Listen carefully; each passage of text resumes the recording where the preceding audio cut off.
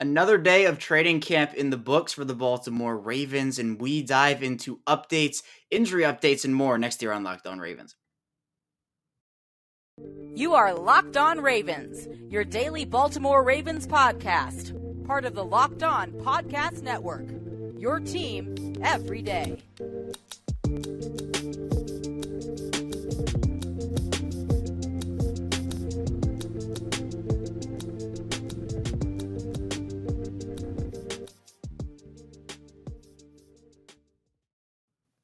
And we are back, another episode here of Locked On Ravens. I'm your host, Kevin Ostraker of Ravens Wire. We're here on the Locked On Podcast Network, your team every day. And thank you so much for making Locked On Ravens your first listen of the day. We're free and available on all platforms, including on YouTube. And we're back here on a Purple Friday. Our Purple Friday guest here with us once again, former Baltimore Ravens wide receiver and Super Bowl champion Qadry Ismail. And Q, the Ravens are in full training camp swing here. Next week we'll be talking. I think that'll be the first real Purple Friday of the year as the preseason begins. How you doing?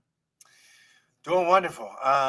Just amazing how quickly once training camp gets going, the way in which we talk about football, it changes from speculation to, hey, this is what it is. It is the facts and whatever those facts are. And I'm just excited that I was able to go out to the Ravens practice at the stadium and just seeing how they look up close and personal. I'm telling you, this team, if they stay healthy, they're going to be the real deal. Yeah, and I know, Q, it's exciting times here because the Ravens, with their first preseason game very quickly coming up, the training camp practices piling up for the team. You know, there are going to be a lot of guys with a lot to prove on this roster, and I know we continue to hear the updates, see everybody in practice, see the play of the days, which have been great. The Ravens have been putting those out as well, but I do want to start here with you, Q, about the Ravens training camp practice on Thursday. Now we'll get into the injury updates and kind of talking about injuries in the second segment, but seemed like the two guys of the day yesterday were James Prochet and Isaiah Likely. Now Likely's name has been in the headlines for a while now, and Prochet, had a couple of nice connections with Lamar Jackson for touchdowns. I mean, how are you feeling about James Prochet in this offense? Because he's a player that seems like he's going to earn a lot of opportunities here. Yeah, right now we know that they're not going to bring in a veteran, and he's one of those young guys trying to establish themselves. He's got a ton of talent, and James Prochet, it's one of those cases where I think learning the game within the game, understanding the playbook, understanding the route running, understanding just how it is to be consistent on a daily basis, that takes an awful lot. And the maturity and the work that you have to put in, it takes its toll, and you're always constantly trying to replenish yourself mentally so you can go out there and give your best effort. I think that's one thing that he's learning, and hopefully, when these games preseason wise come up, he can put himself in a position to say, look, not only was I consistent throughout training camp, but I was productive. And not only was I productive, I made big plays. And therefore, you got to consider me one of those guys at the wide receiver spot that you're going to count on. And we're gonna do what we need to do to be that guy.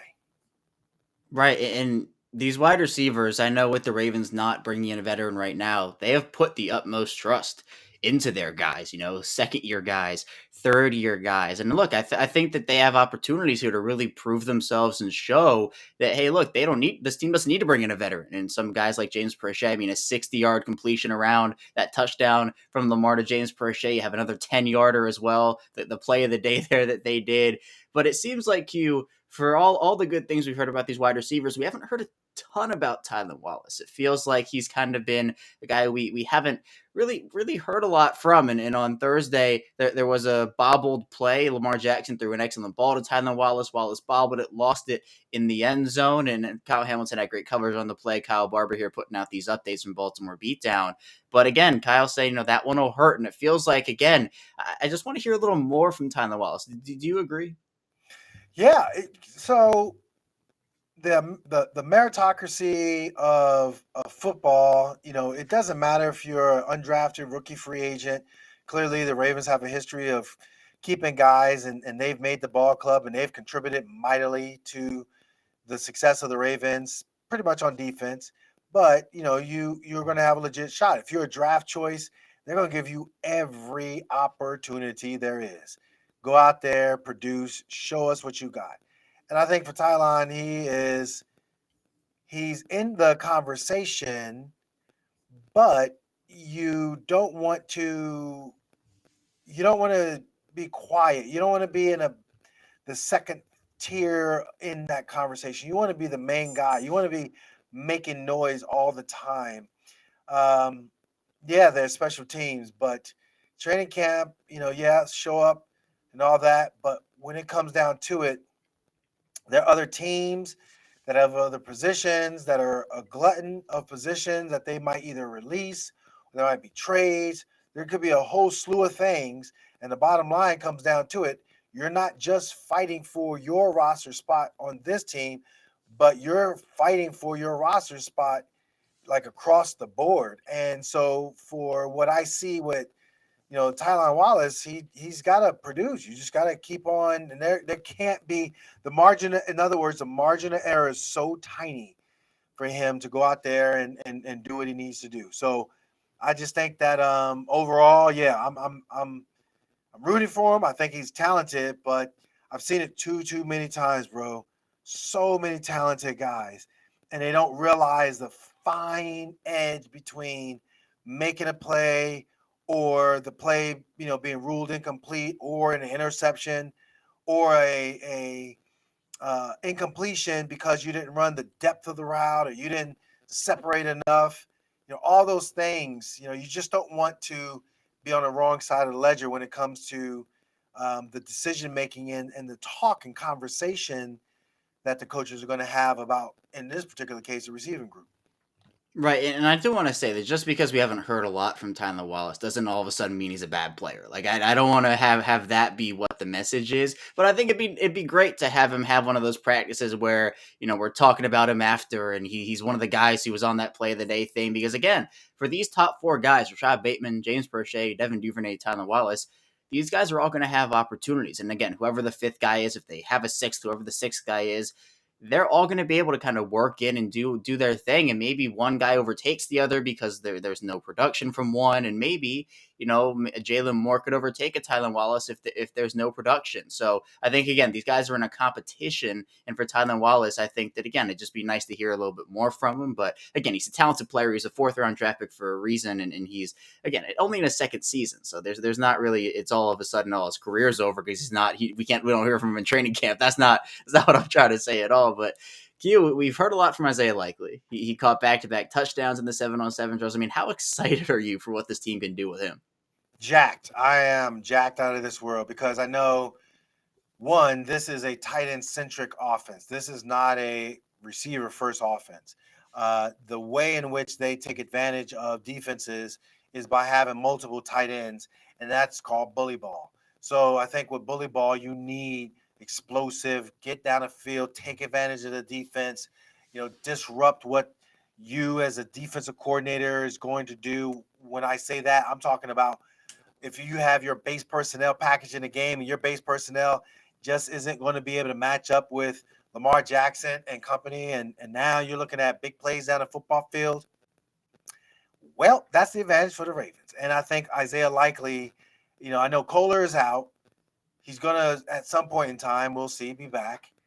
But the fact that Isaiah is putting up now, we just talked about it with Tylon, like, you need to, produce all the time. And for what we're seeing from Isaiah Likely, it's remarkable. I'm impressed by him. I'm impressed by his presence, his ability to say, hey, you know what? I did well, but I'm not going to dwell on it. There's other times and opportunities that are going to be presented that I got to make plays on. So I think he has a good head on his shoulder, and I like the direction in which they're utilizing him, and I like how he's handling it all. He's just going out there and having fun.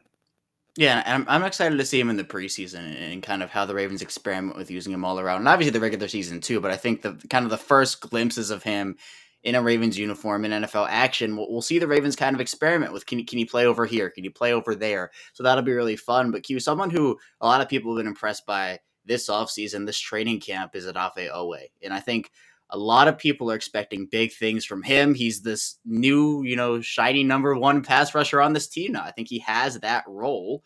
And he's a player that I think the Ravens need to have a big season. So with all the stuff coming out about him, how excited are you that he is having this start to training camp and hopefully proving himself for down the line here?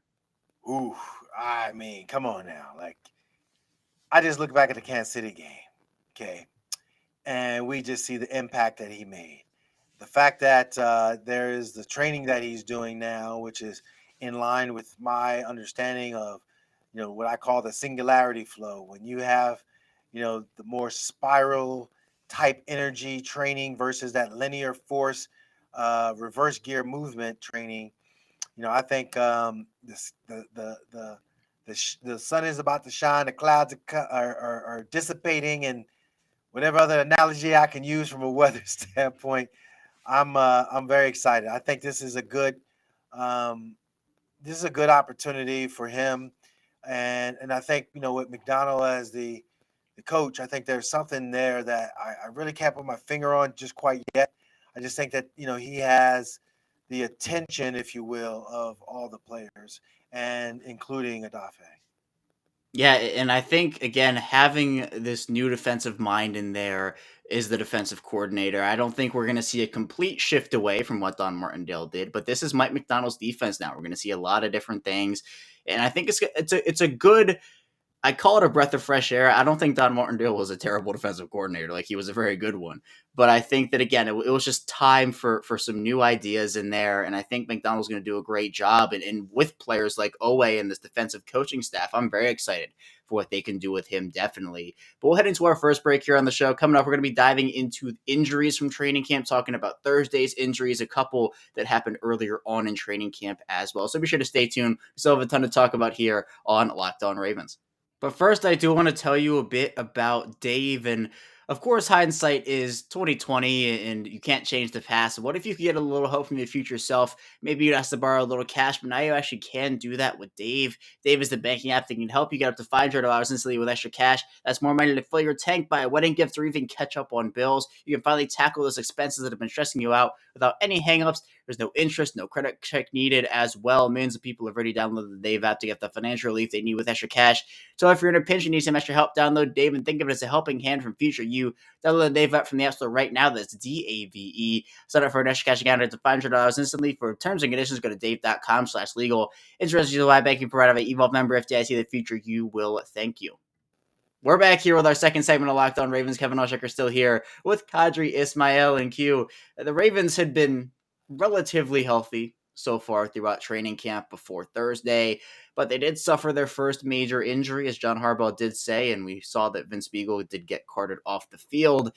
And John Harbaugh revealed that the devastating news, really, that he did tear his Achilles. Now, for Biegel, this is his second torn Achilles in the past 3 seasons. It first happened for him during 2020 as a member of the Miami Dolphins, so this injury pops up for him again. Biegel's had 3 season-ending injuries now in 3 seasons. You have to feel for him, first of all, Q. But, I mean, with these injuries, these Achilles injuries, it seems like, again, they just happen so fast. You can't put any weight on the leg. I mean, with these things, this is a he's done for the year type deal for him. I mean, how devastating is it for him and the team?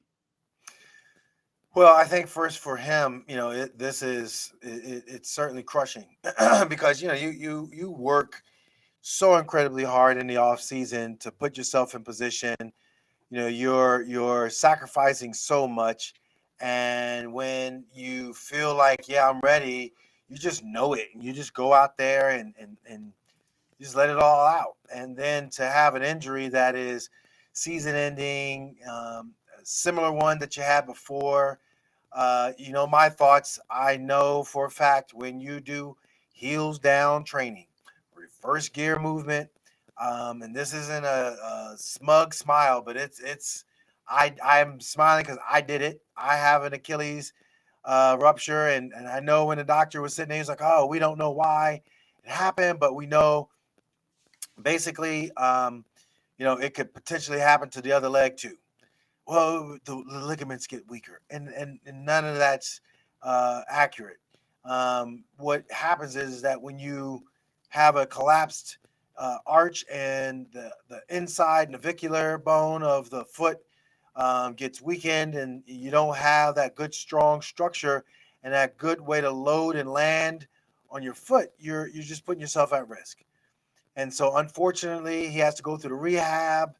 You got to mentally gear yourself up again. Surgery is going to be required, and it's just a lot. It's a lot on you mentally. It's a lot on your family and what they are going to go through as far as having to deal with you being injured. And I think team wise, John Harbaugh was like, hey, you know what? He was a long shot to make it, but I think he probably would have made it because of the fact that from a way in which he was making plays, the way he was. So not that it's any code word, but when you're saying he was a long shot and you thought he was going to make it, I mean, that's your head coach. That's a good thing because that means that you were mentally locked in.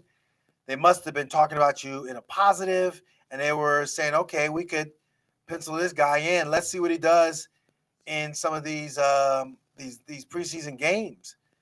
So I'm like, gosh, I feel for him, but I know you got to mentally figure out whether or not you want to continue to go forth or realize that the injury bug got you, and your reverse gear movement patterning is set you back, and now you have to look elsewhere as opposed to continuing your dream.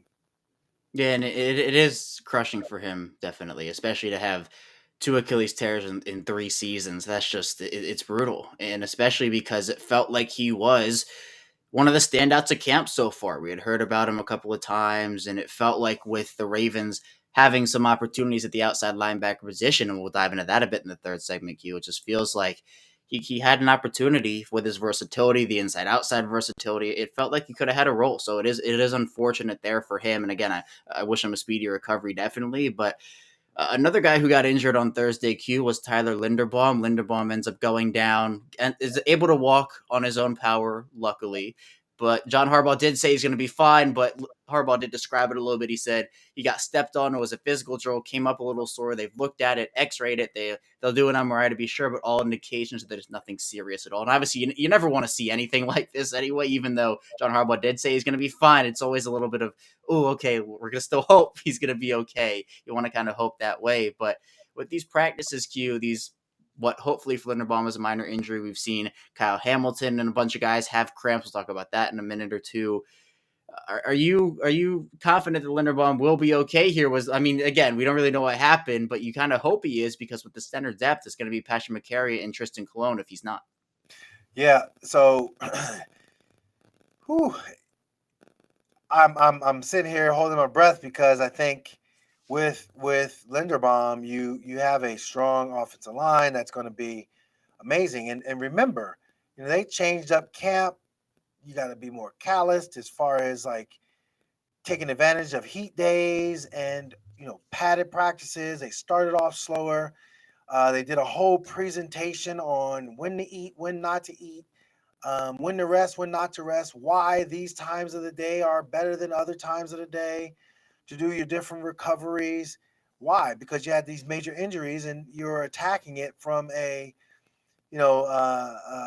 philosophical way of, okay, well, if we know the science and the way in which the body operates, we can limit these injuries. But you can't limit another human just violently getting off the line and stepping on your foot and however it happened. That's kind of scary. And he's going to be, the soreness and everything is what, can kind of concerns me, just how intense is it? Yeah, you play through injuries and all that, but mother of pearl, like I'd rather, figure out what's going on and uh, not necessarily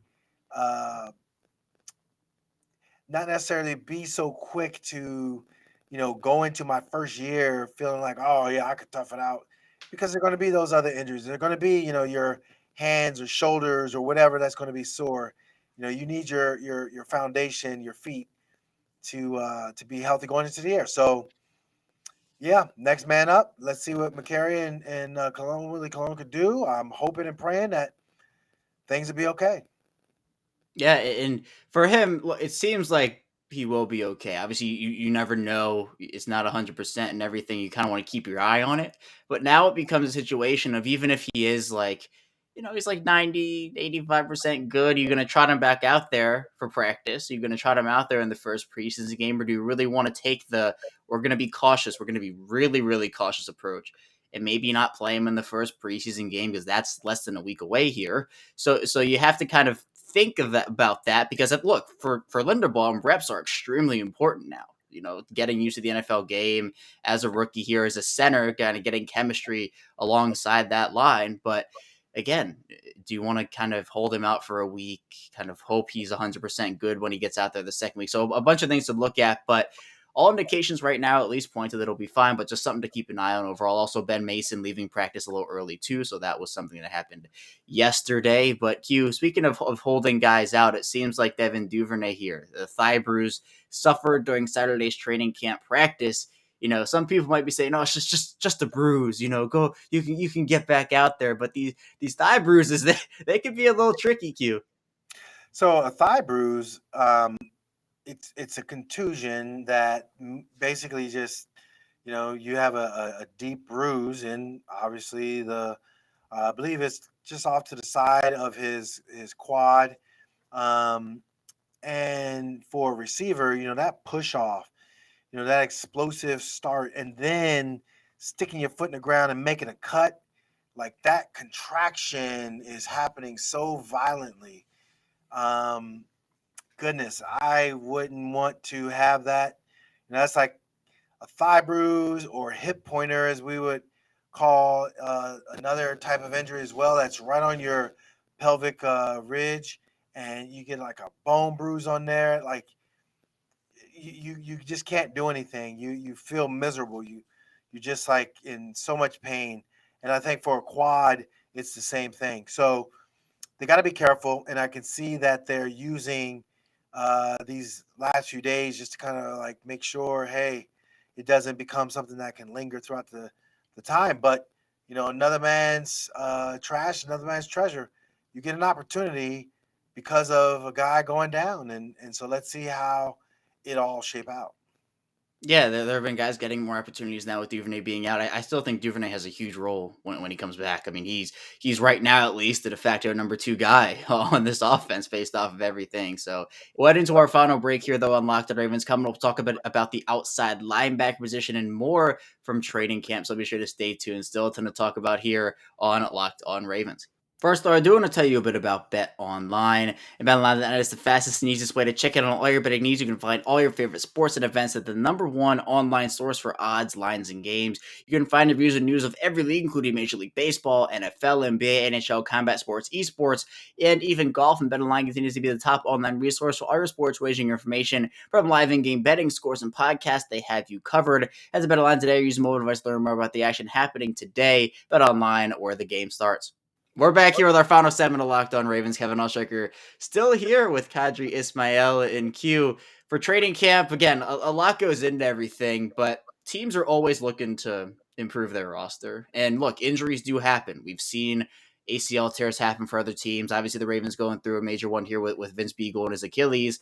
But it kind of begs the question. We're kind of going back to what we talked about a few weeks ago here with what should the Ravens do at outside linebacker. Now with the loss of Biegel, do you think the Ravens could potentially pivot back to a Jason Pierre-Paul type option, another veteran, or do you think they could just roll with the guys? I mean, Steven Means, they have a couple undrafted guys, Jeremiah Moon, Chuck Wiley. What would you do if you were in the Ravens' shoes here?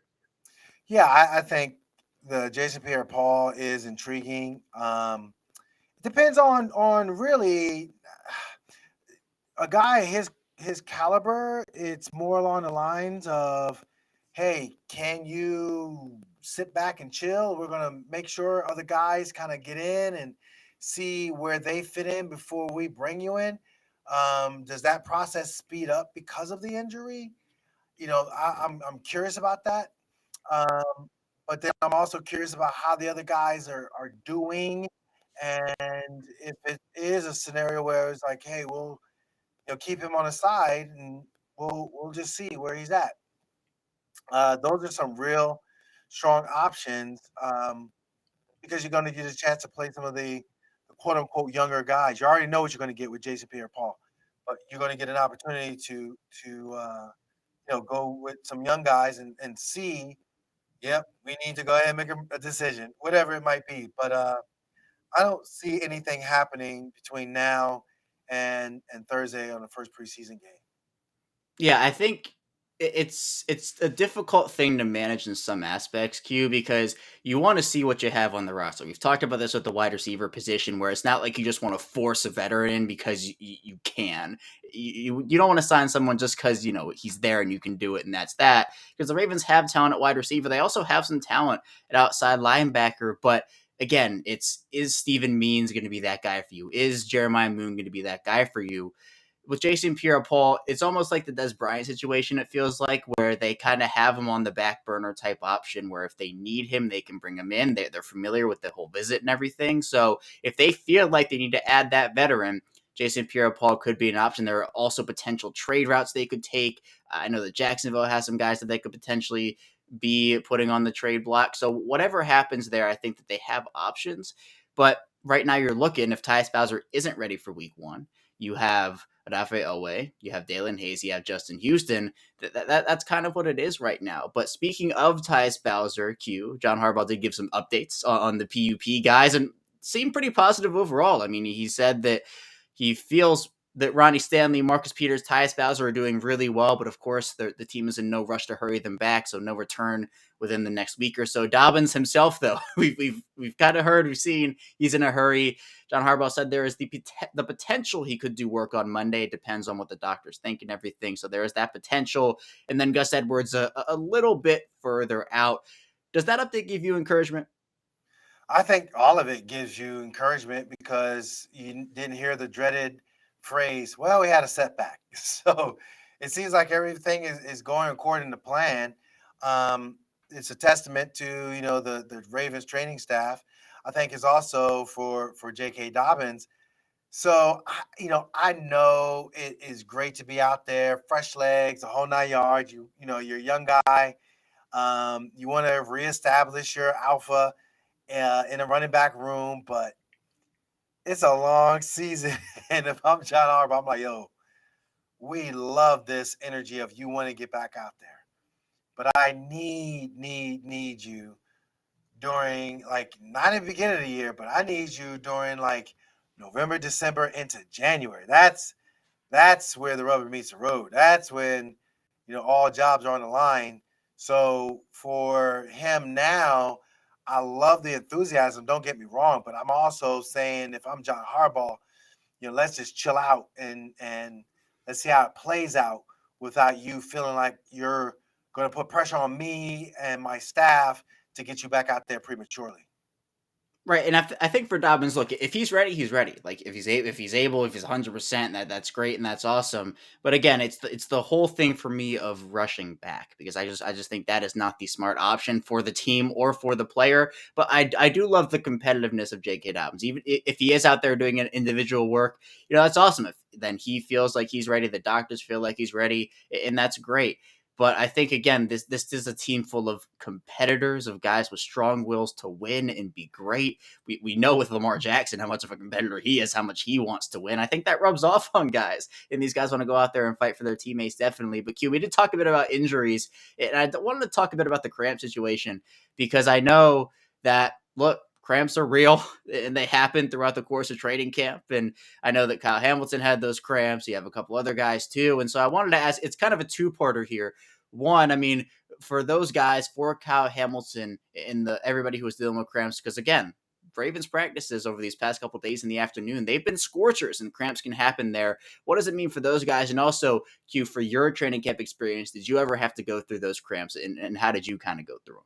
Yeah, the real key word is called electrolytes, and basically those are minerals and trace minerals that keep the body in balance, give you the electrical spark to fire the motor neurons and neurotransmitters to get your muscles to work.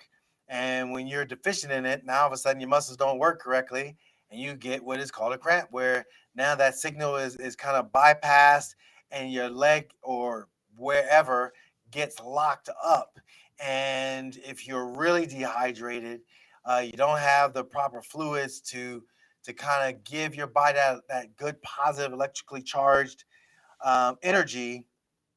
Well, you're going to be sitting there with an IV, getting fluids into your body and getting you back up to speed. So I just think that, this is a highly stressful environment. I know for a Kyle Hamilton, it's whether or not, he had the proper mixture of the potassium and the sodium, along with magnesium rich foods and or supplements, and making sure that, yeah, from a proper rest to mentally being aware of eating, whether it be fruits, certain fruits that'll give you that opportunity to replenish your body's electrolyte, or even just your caloric intake.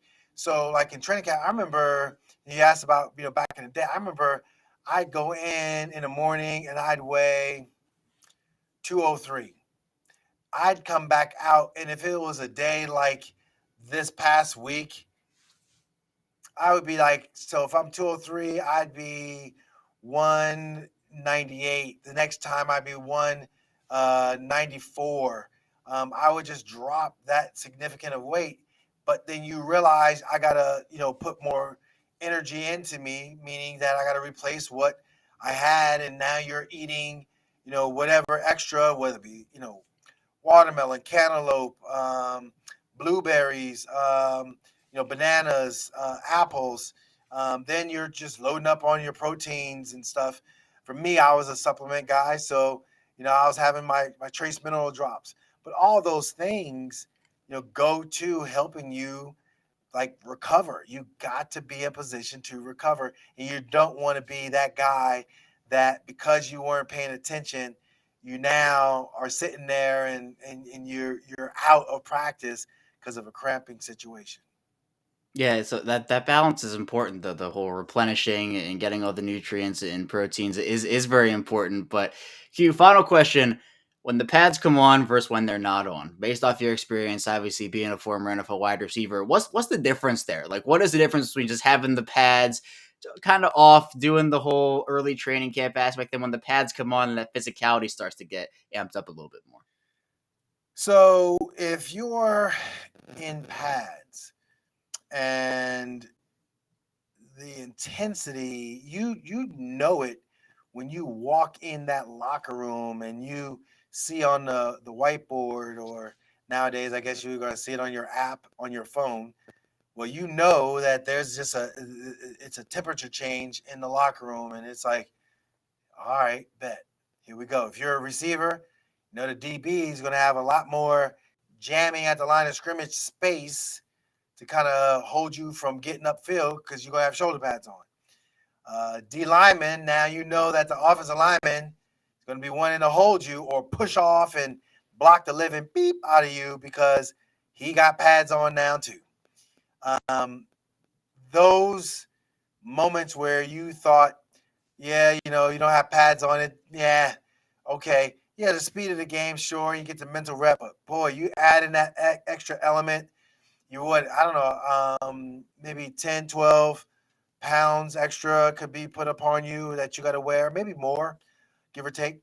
Um, that's a lot. That's just a lot, and you better be locked in. And I know that the heat, you got all that equipment on. The heat doesn't dissipate as quickly. So mentally, guys, I'm telling you, they'll be looking at cards.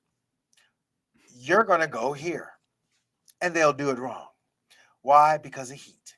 Heat is murderous and it is bad for the system. So, bottom line, you better be on point when it comes to um, just mentally preparing yourself and physically preparing yourself for the hot weather, for the full pads in hot weather.